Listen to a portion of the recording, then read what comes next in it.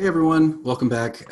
Sorry for the additional video, but I just want to follow up real quick on our discussion of the artificial N-word, as we've been calling it, because there was a point at the end that I didn't quite explain fully, I realized in retrospect, and I didn't expand to its appropriate application. So I'm going to do that real quick. Oops, I forgot to set my timer. I'm going to do this within 3 minutes, my goal. Here we go.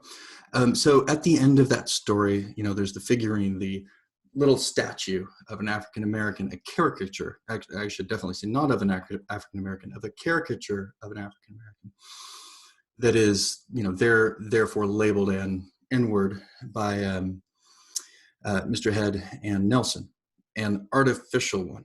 And it's so clearly the revelation of this story, right?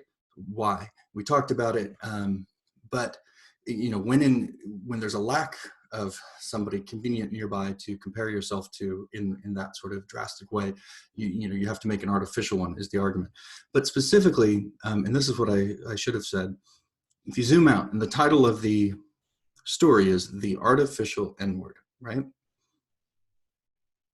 The deepest truth of the story is that all N-words, and there's more than just African Americans, more than just that label, there's other ones like it, they're all inherently artificial, and artificial in the same way, namely that they function like the moonlight in their little house, where they've managed to define the world so that they are superior to these people that they're clearly inferior to, actually, in, you know, the ways that people judge anyway, when they go on the train, right? That's what the argument isn't just like, well, here's one statue of a N-word.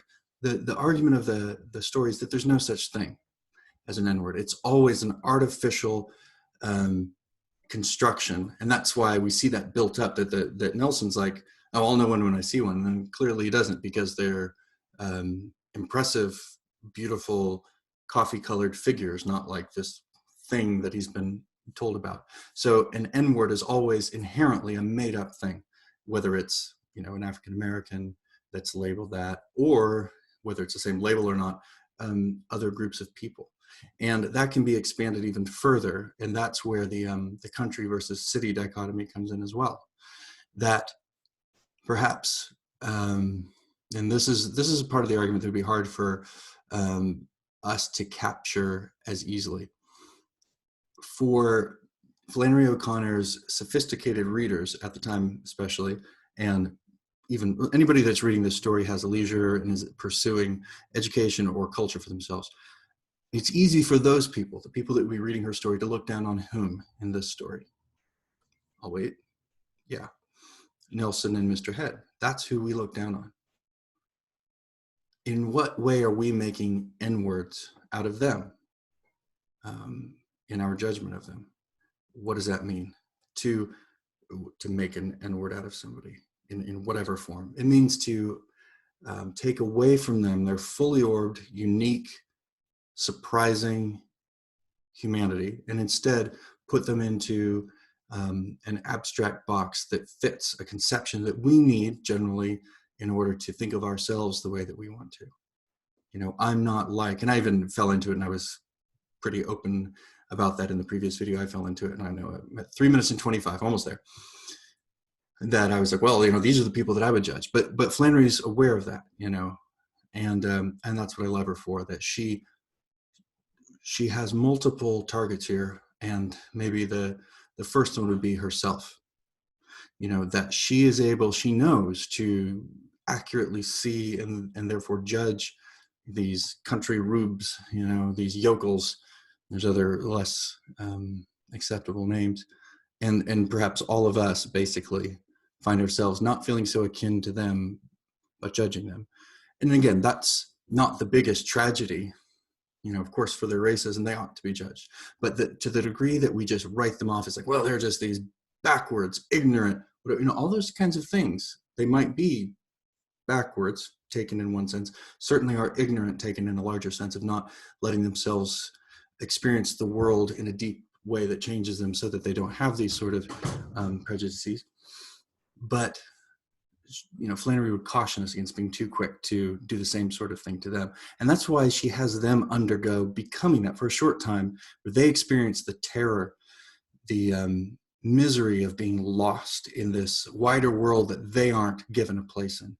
And that's what it means to be labeled an N-word. And they get it, of course, because I don't want to at all belittle the generational sin of African descendant slavery in America, frankly, and all that's followed from it, not just slavery. But they get a small taste of that, and that's a grace of God. That's what Flannery is saying, is, that they are given this taste of agony, very small, but maybe their souls can only handle so much. And of course, that speaks to what African Americans in America have had to endure. But maybe their souls can only handle this much of that, and yet that's transformative to them.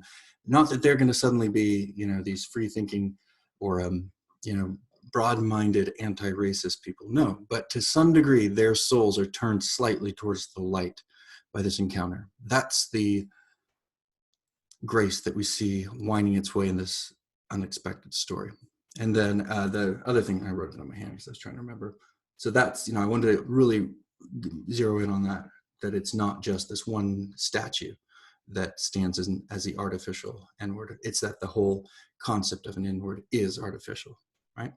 And then the other thing, the moonlight, I glossed over that, which is, it's such a key for kind of getting at this. But the point is, they, in their own home, the moonlight whitewashes everything. They see things in terms of their own superiority as white people. I mean, it's very clear that even the trousers hanging over the chair have, quote, dignity, right? Once they get to the station and go to town, they lose the moonlight. In fact, the moon in the morning sky is impotent and quote, useless. It doesn't do for them, right, what they're used to. They're suddenly like, oh, I'm very uncomfortable. I can't be so sure of my own superiority when I'm forced to interact with the wider world. And then they come back, and as soon as they get off the train, like running for their lives, basically, from this cultural experience of the wider world, as soon as they get off the train, suddenly the moon, right when they step to their own hometown, bursts out from behind the clouds, bathes everything in white. The grass is silver under their feet. And they're assured of their own place in the world because of it. And the moon, there's a number of layers to it. The moon itself is a reflected brightness, right? It can't shine unless it has something else that it's reflecting. And so in a double sort of way, and of course the fact that he first sees it in a mirror at the very beginning plays that up. I mean, it's so clear that Flannery is doing something with the moonlight, because it starts by being seen through a mirror. So it's the reflected light of the sun off the moon through a mirror to him. That's how he can be, he's very insecure, Mr. Head. At any rate, so that's how the moonlight's functioning. There's other layers with that as well, of course, that moonlight always in literature, if it's used well, references its connection to lunacy, lunar lunacy. I think we talked about this. Yes, we did.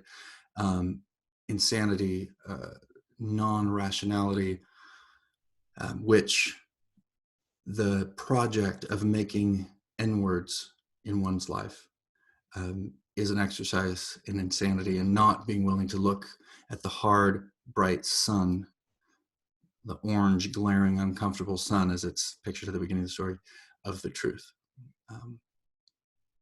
So that's that. That's the addendum. Sorry, I'm not good at 3-minute things, but you know that by now. Take care. Enjoy the gorgeous day. Talk to you later. Bye.